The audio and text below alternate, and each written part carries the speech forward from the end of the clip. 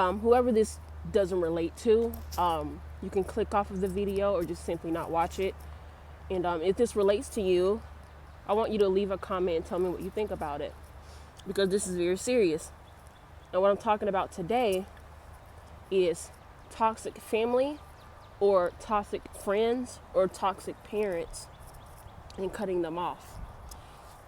It's not an easy decision, but it's a decision that many people have had to make to protect themselves, their life, their kids, or their partner, or their mental health, or their physical body.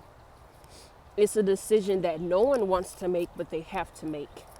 A lot of people agree with it, but even more people disagree with it. So y'all tell me what y'all think. I won't hold you any longer. Let's go ahead and jump into it.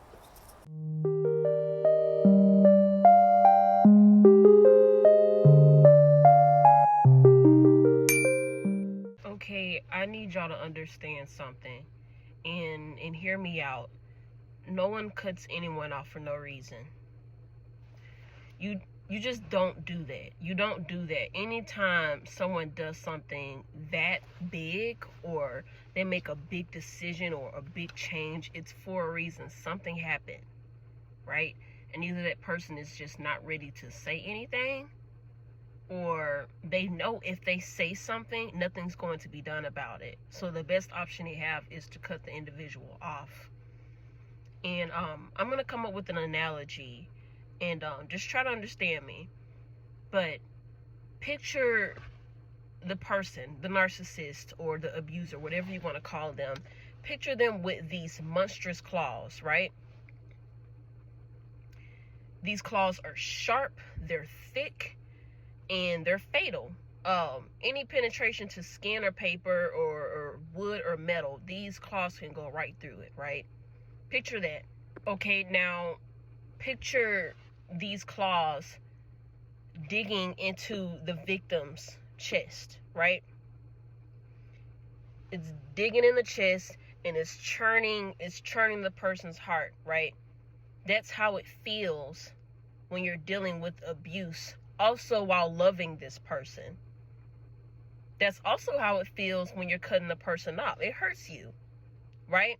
I want you also to picture them churning the heart with their nails, right? Their claws, while looking the victim in the eye and saying, I love you.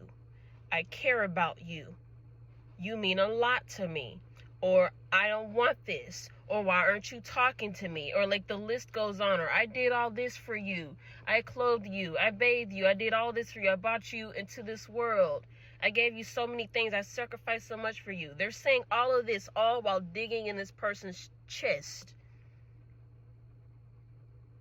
Now think about that pain that person's feeling, right? And then they rip the heart out. There's blood everywhere. There's this big gaping wound in this person's heart.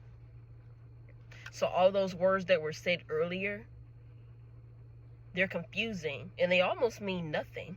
It kind of makes you wonder, while you were doing all this churning and stuff and you were saying those sweet words, I don't know which one hurts more. The fact that you're saying those words and I know you're trying to manipulate me, or the fact that you just literally reached into my chest and ripped my heart out.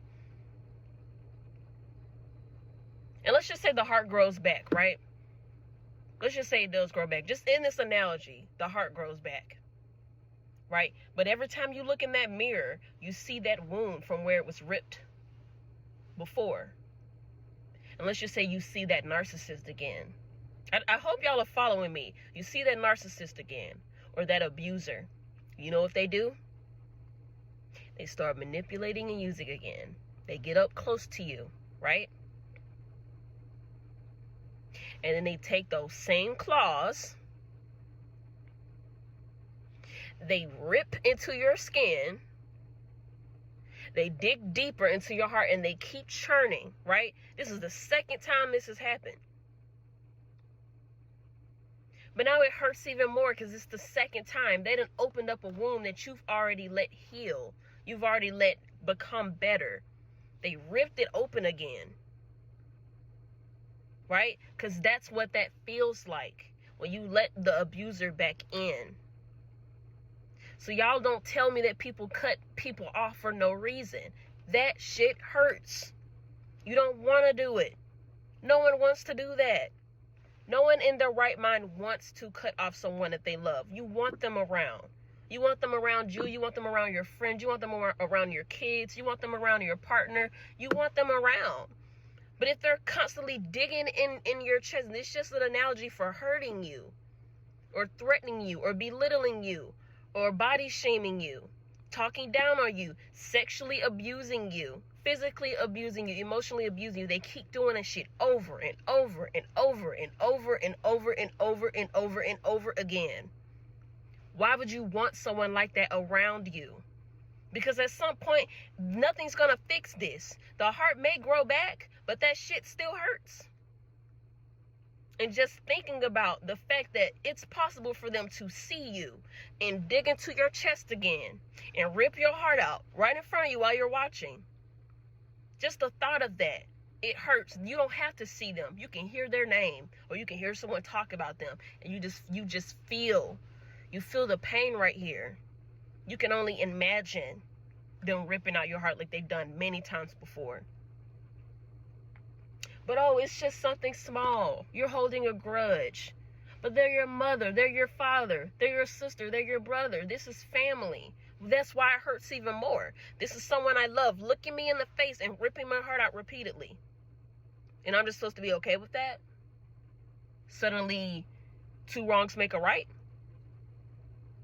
Because if you really think about that, that's what makes it so messed up. That it's family doing this, right?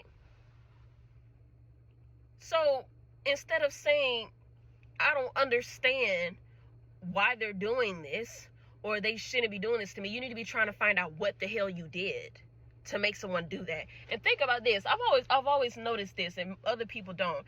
I've always noticed that the people that do the cutting off, they happen to be the most sweetest, most kindest people. They love hard. They feel hard. They do everything hard. They work hard, right?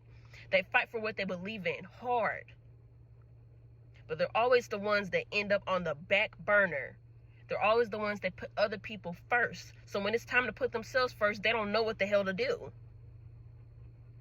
And people don't realize this, but when your relationship is bad with your family or your parents or whomever, that same hurt moves over to relationships. So now you're allowing that same abuse in the form of a relationship or a friendship. You become a target for more narcissists and more abusers. I'm not talking about someone that hurts your feelings a few times. They're like actually detrimental to your mind, right? These people don't realize that the pain that they're causing you could literally drive an individual insane. Scientists has proved this a multitude of times, right? Multiple times. The pain from the heart is the worst because it travels to the brain and it festers. And did y'all know that stress can kill you? And if a person is causing you stress, why would you want to be around them? If you're going to die eventually from that, why would you want to be around that? Think about that for a second. So you can call someone dramatic all you want. All they're doing is protecting themselves. Kids don't want to do that. They want a relationship with their parents. They want a relationship with their siblings or whatnot. But something was done that has made them come to the conclusion of cutting them off.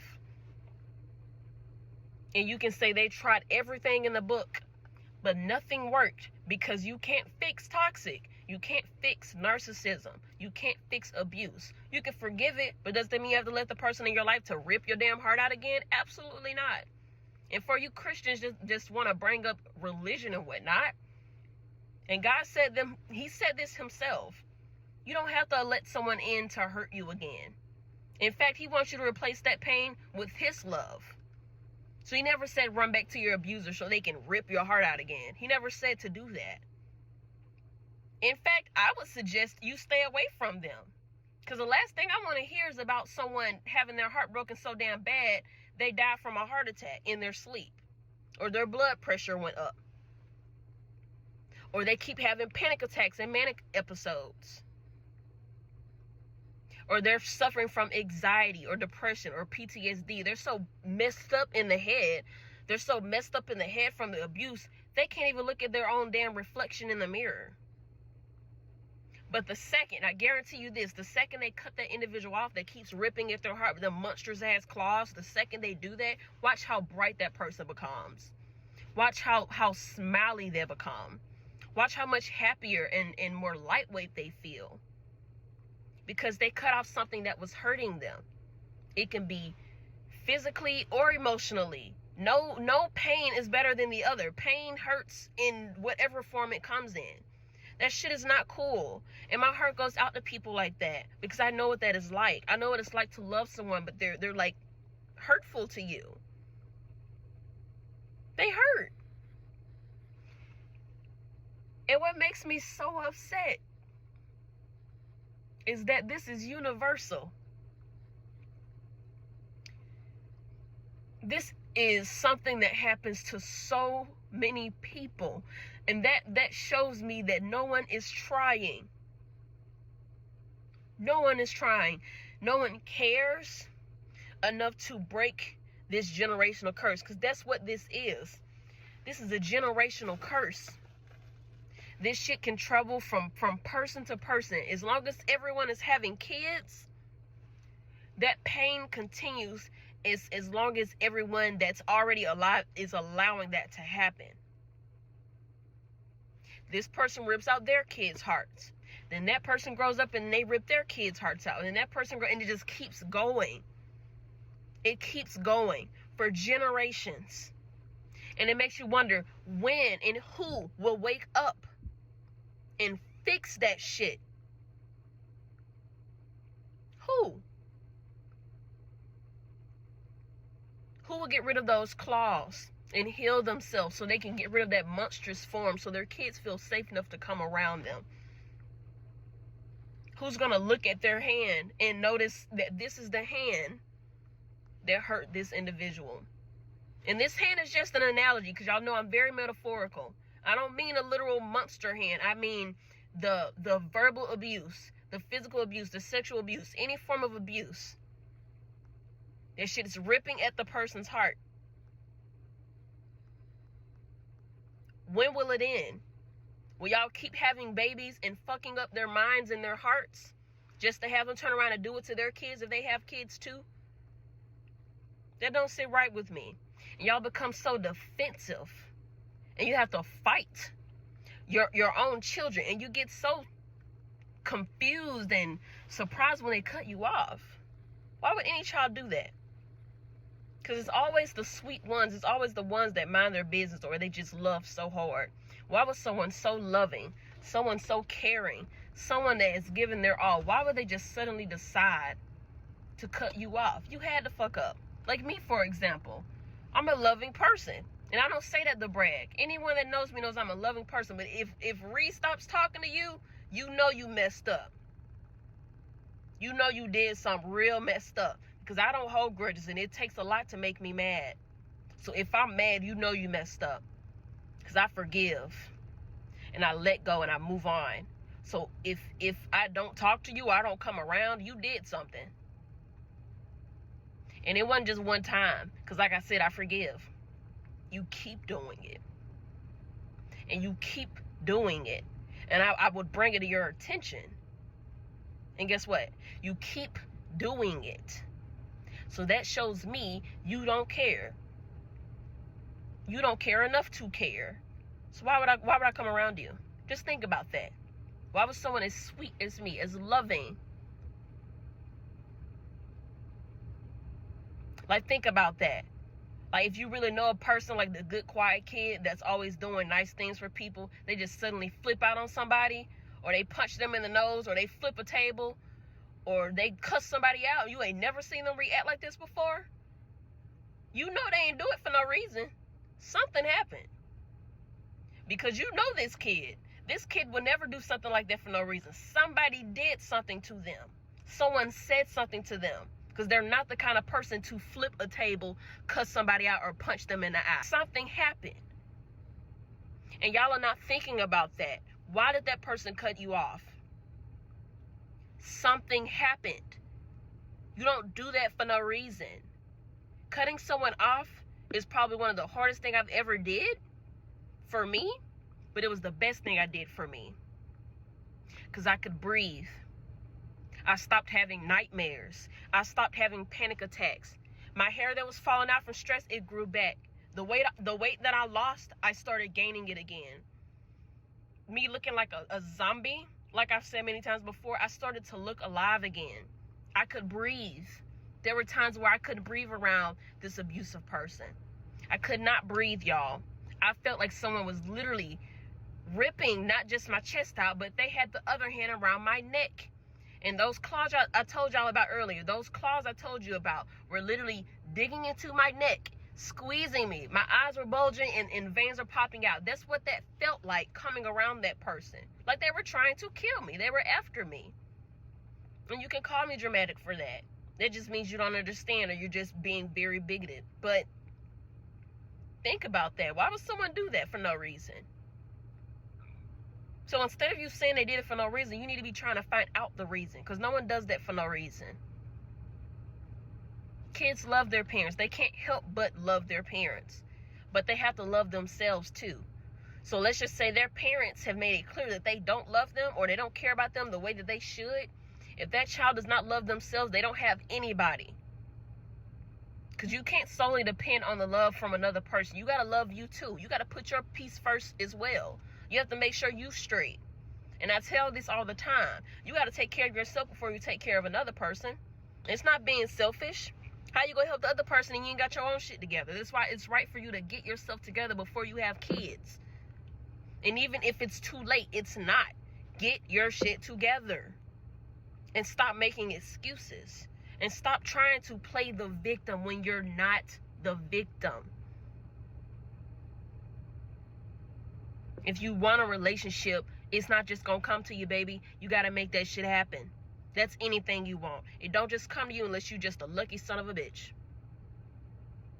You need to work for it. Okay?